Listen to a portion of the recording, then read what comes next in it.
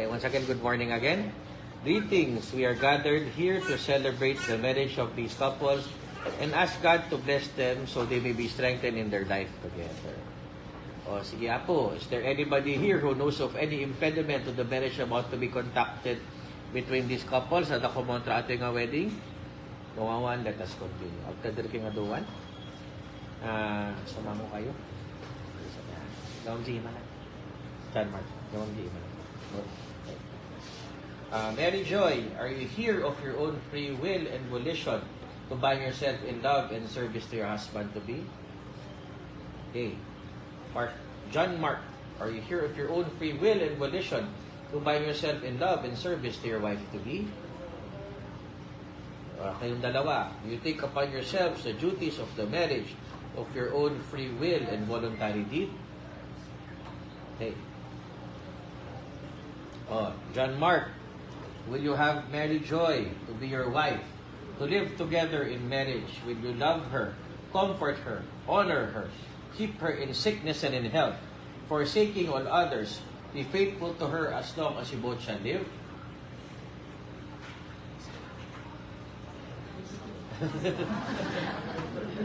Isama na ito pang dalawa. Mary Joy, will you have John Mark to be your husband, to live together in marriage? Will you love him, comfort him, honor him, keep him in sickness and in health, forsaking all others, be faithful to him as long as you both shall live? Okay, taman, sumango kayo tayo parents yung lang. Ang tanga namin payo, wish you, nagigyan ka sa kayo baga kinyada. So, una mga anak ay yung pinasok nyo ay hindi basta-basta, no? So, sabihin na pag-aasawa ay isang obligasyon na yan. So, gagawa kayo ng sarili ng pamilya. So, mabigat na responsibilidad. So, nakakaroon kayo ng mga anak. Dapat sa bilang mga magulang, magiging magulang ay alam nyo na yung obligasyon sa mga anak. At sa pagsasama, sa pag-asawa hindi dumarating yung mga problema. Ano? So, yung mga trials minsan, pagsubok sa inyo itong relasyon. So, para maging matatag ang yung samahan, kailangan meron kayong pagpapakumbaba sa isa't isa. So, hindi yung magmamataasan, yung magpataasan ng pride. Kasi minsan kapag nagpataasan ng pride, wala na magpakumbaba, yan yung sanhi para kayo ay kahiwala. No? So, para mas maging matatag pa ang yung samahan, number one na sana mamagitan sa inyo, huwag niyo kalimutan ang ating dakilang Diyos. No? So, yung paglilingkod natin sa malak ngayon, kailangan na huwag nating pabayaan. Kasi siya yung magbibigay sa atin ng kapatagan ng pagsasama ng pamilya. Kapag nandiyan ang ating dakilang Diyos sa ating buhay. So, huwag nating pabayaan yung ating paglilingkod sa malak. Ano lang po, basta magmahalan, magbigayan, magpakumbaba, magunawaan. No? Magunawaan kayo. So, sa kalusugan at karamdaman dapat magdamayan. Okay, so God bless yung mga anak na may pagpalain kayo ng ating mga. Maraming salamat. Ano pa? Sige, dito naman. Malit kayo ibagat ang payo, wish. Nagigyan ka sa akin.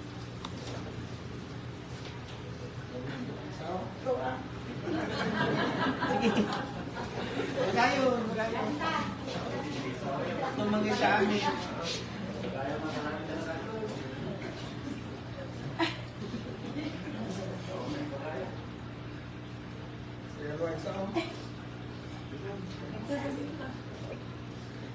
Kaya lang ko sana sasabihin ko kasi sinabi mo pala ko.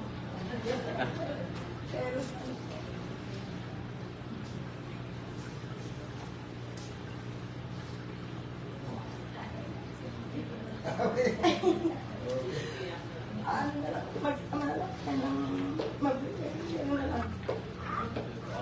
Para tayo sa likod naman.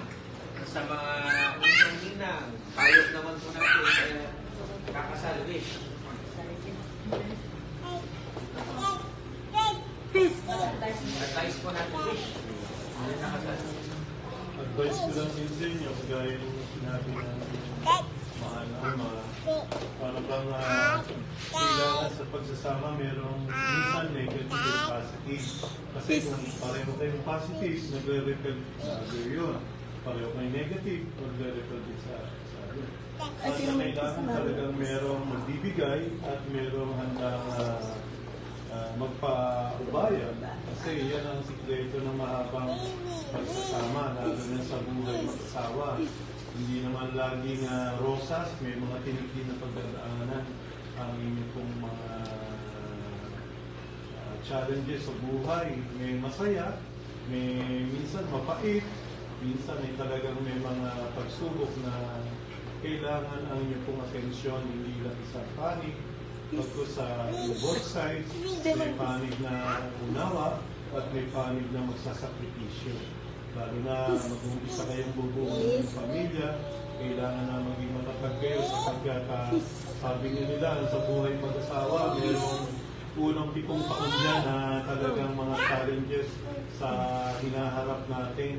Kaya hindi natin alam ito. Kaya ang tanging sikreto na matatag na pagsasama ay i-focus niyo ang inyong puso sa paglilingkod sa ating mahal na Panginoon sapagkat siya ang tunay na kahulugan ng pag-ibig. Ayun ang lagi niyong dalangin na samahan kayo ng mahal na Panginoon sa inyong pong bagong buhay na tatahakin. Hindi na ito laro-laro, hindi na ito biro-biro. Totohanan na ito na gagawa kayo kung sisimulan ng bagong pagsarili niyo. Salamat sa ating mahal na Panginoon. Ano pa po? Bago ko magsasabi ng dalawa lang kung gusto kong sabihin. Pero bago ko sasabihin yung dalawa na yun, gusto kong magtanong at sagutin ito kahit na sa 5 segundo na bakit yung naisipang mag-asawa? 5 minutes lang. 5 seconds. 5 minutes. 5 seconds lang. Wala. Yung una, sabi ng sociology, at sabi naman doon sa pangalawa at huling, sabi ng Manalakrat, bakit kayo nag-isipang mag-asawa? To have a godly family and magkakaroon kayo ng anak na makabless. Kasi sa mundo, pag nagkaanak, utos-utusan, bubili ng sigarilyo, bubili ng alak, pero tayo, make a difference. Sabi niya, magkaroon tayo ng kaibahan sa mundo at sa pananampalataya. We brought our family and a God-given style. Yun lang ang alam. Yun lang ang God bless us all.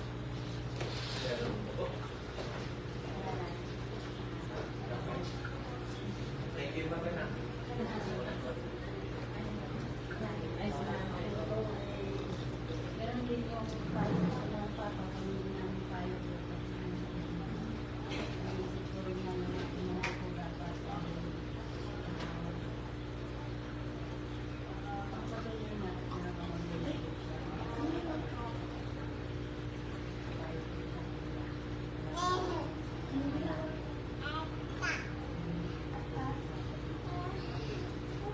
Maraming salamat sa dalawa. Hawakan yung kamay niya, Denmark. O ngayon naman, Mary Joy, may vows ka ba to your husband? Kung wala, sabihin mo rin nasa puso mo sa kanya ngayon, yung promesa mo sa kanya as being a wife.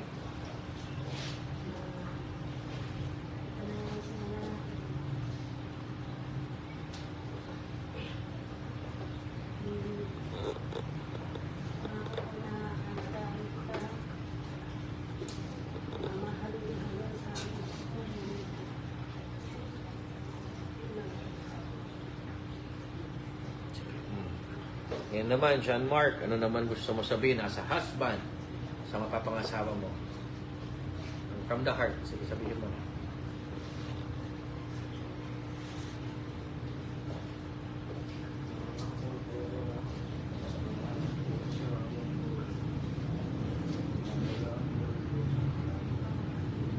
Tignan mo siya.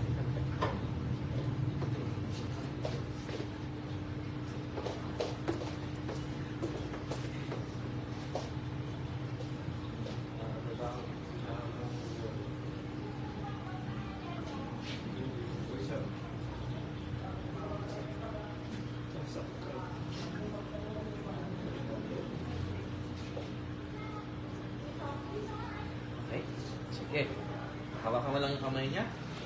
John Mark, sabihin mo, sasabihin ko, follow after me. Okay? I hereby take you, Mary Joy, to be my wife, to have and to hold, to be one of heart,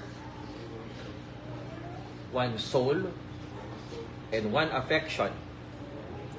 From this day forward,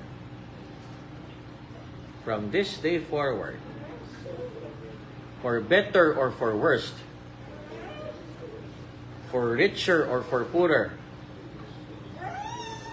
in sickness and in health, to love and to cherish until we be parted by death. Till we be parted by death. This is my solemn vow. Okay, ganun din lang. Mary Joy, follow after me. I hereby take you, John Mark,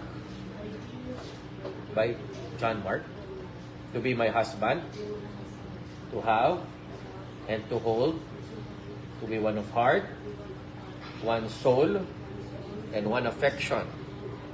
From this day forward, for better or for worse, for richer or for poorer, in sickness and in health, to love and to cherish until we be parted by death. This is my solemn vow. Okay.